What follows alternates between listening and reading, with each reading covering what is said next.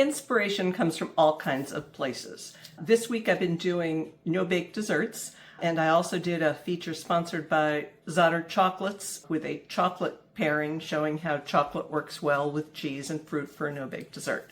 But they also sent me some of their Father's Day chocolates, hand-scooped chocolate filled with whiskey cream, and one here that is dark chocolate filled with a hazelnut praline and bacon bits.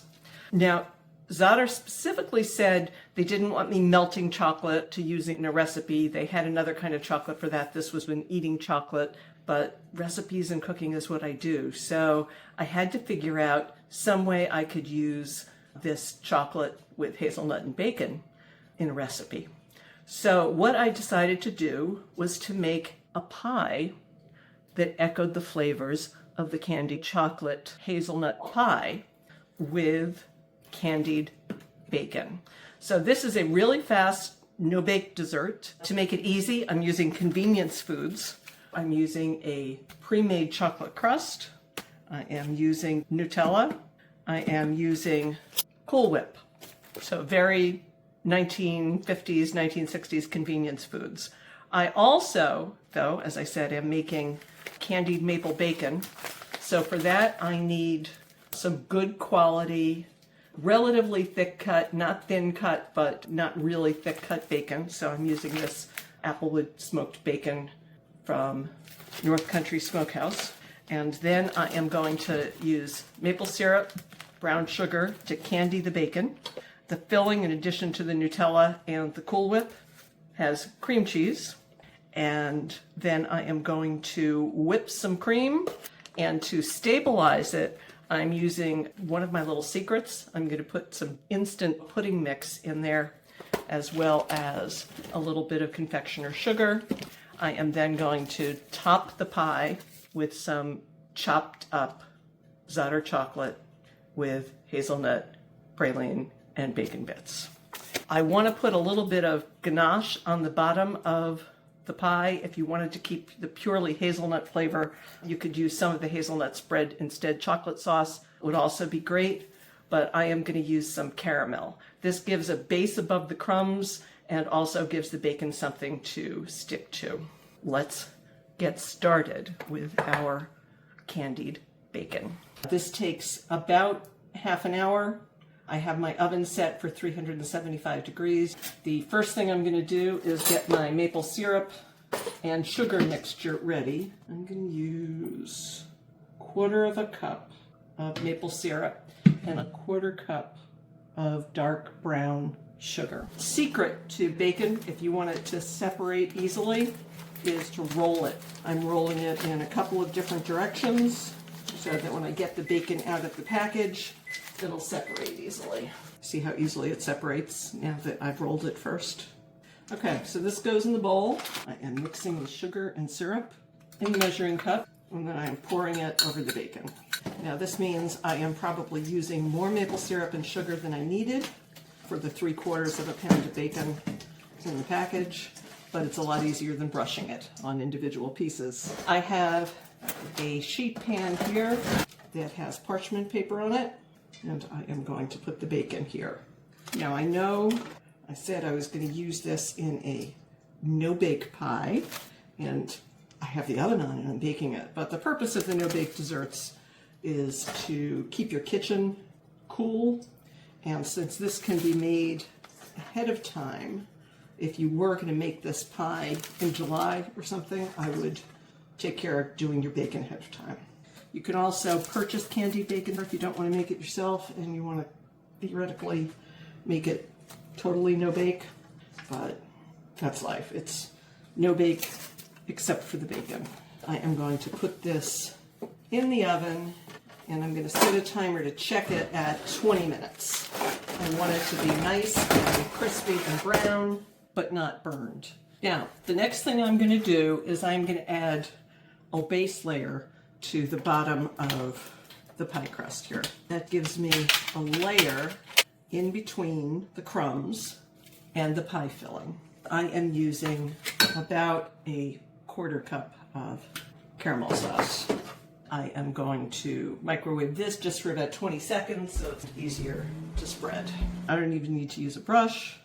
My caramel layer is just going to sit right like that. The next thing is to make the filling. I have an 8-ounce package of cream cheese, and because it's not totally at room temperature, which would be nice, I am going to chop it up into little pieces before I put it in my handy dandy KitchenAid mixer.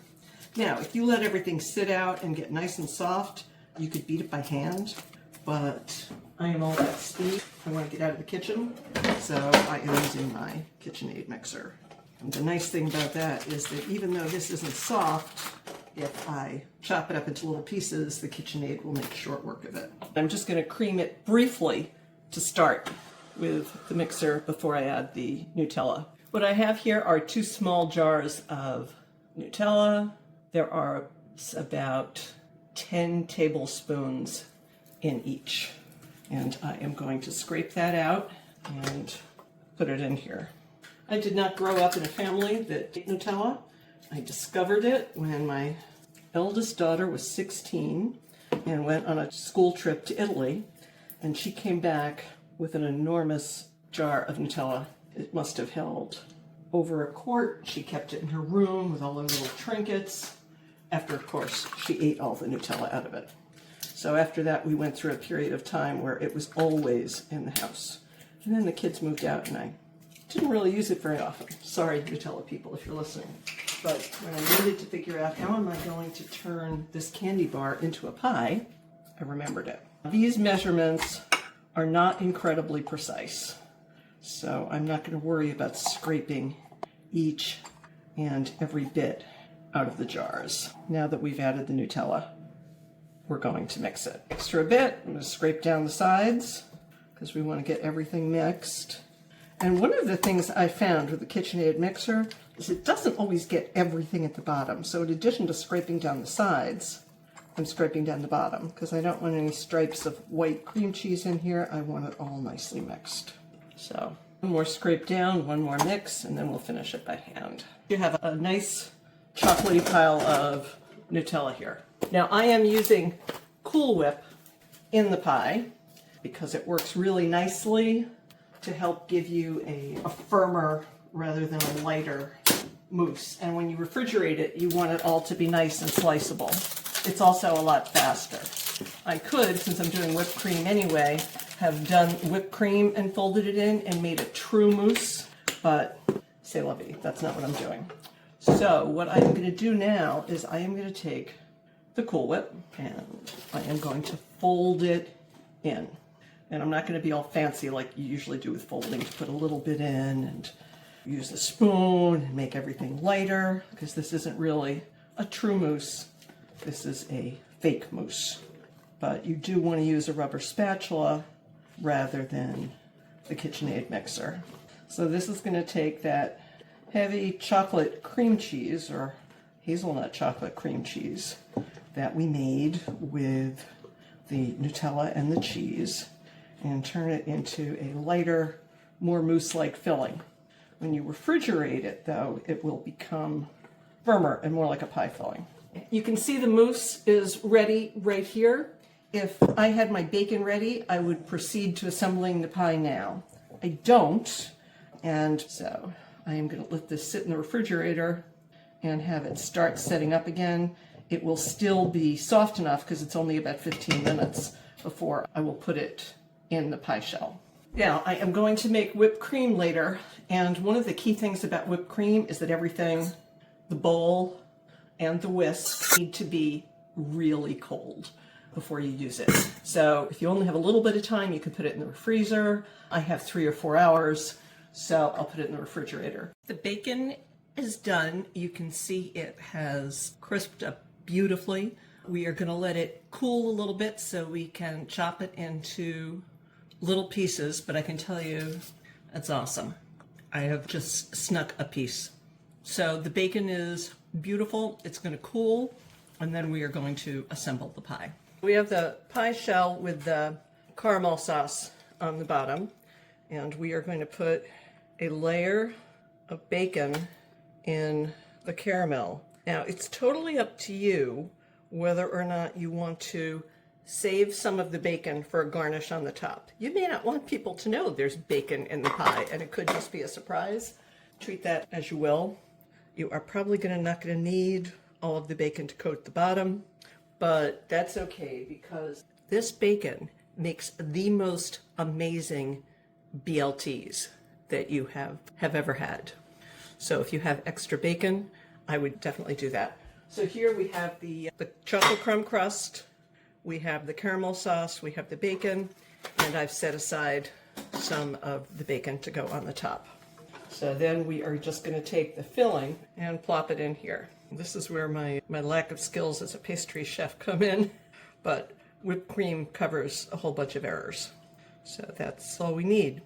Now, if you're making it ahead of time, you can put it in the freezer. I am going to make some whipped cream to put on top of it after it chills. We're going to want this in the refrigerator for about 4 hours to really solidify, and then we're going to put the whipped cream on it. We're going to do the whipped cream now for the top of the pie. I have the metal bowl, the whisk, and the cream all pre-chilled. That guarantees success with whipped cream. I'm using 1 cup of heavy cream.